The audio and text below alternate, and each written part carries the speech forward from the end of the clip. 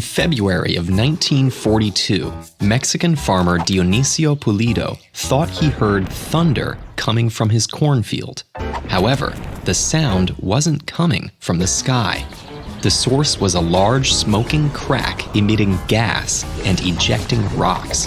This fissure would come to be known as the volcano Paracutin, and over the next 9 years, its lava and ash would cover over 200 square kilometers.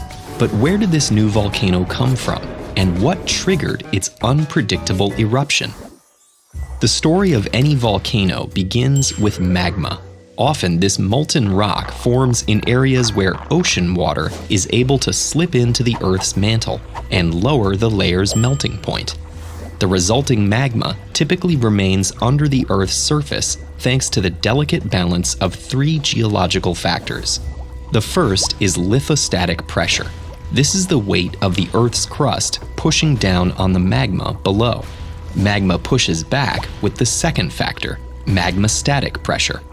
The battle between these forces strains the third factor, the rock strength of the Earth's crust. Usually, the rock is strong enough and heavy enough to keep the magma in place.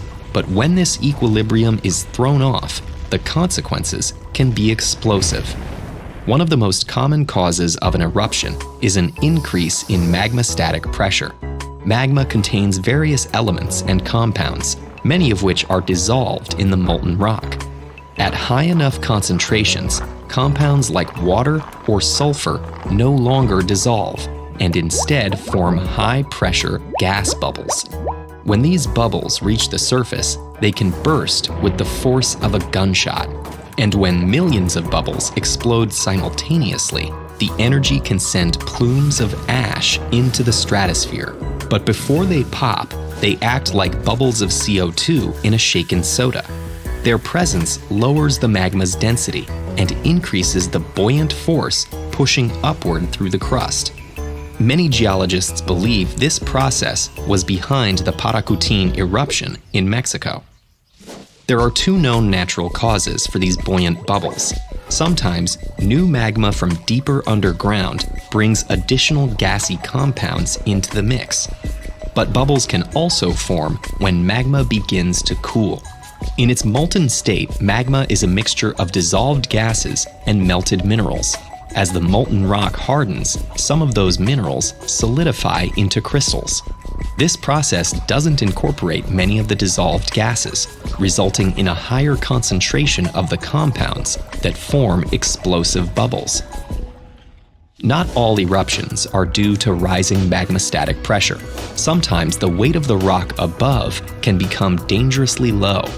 Landslides can remove massive quantities of rock from atop a magma chamber, dropping the lithostatic pressure and instantly triggering an eruption. This process is known as unloading, and it's been responsible for numerous eruptions, including the sudden explosion of Mount St. Helens in 1980. But unloading can also happen over longer periods of time due to erosion or melting glaciers. In fact, many geologists are worried that glacial melt caused by climate change could increase volcanic activity. Finally, eruptions can occur when the rock layer is no longer strong enough to hold back the magma below. Acidic gases and heat escaping from magma can corrode rock through a process called hydrothermal alteration, gradually turning hard stone into soft clay. The rock layer could also be weakened by tectonic activity. Earthquakes can create fissures, allowing magma to escape to the surface, and the Earth's crust can be stretched thin as continental plates shift away from each other.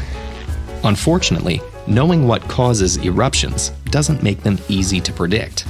While scientists can roughly determine the strength and weight of the Earth's crust, the depth and heat of magma chambers makes measuring changes in magmastatic pressure very difficult. But volcanologists are constantly exploring new technology to conquer this rocky terrain. Advances in thermal imaging have allowed scientists to detect subterranean hotspots. Spectrometers can analyze gases escaping magma, and lasers can precisely track the impact of rising magma on a volcano's shape. Hopefully, These tools will help us better understand these volatile vents and their explosive eruptions.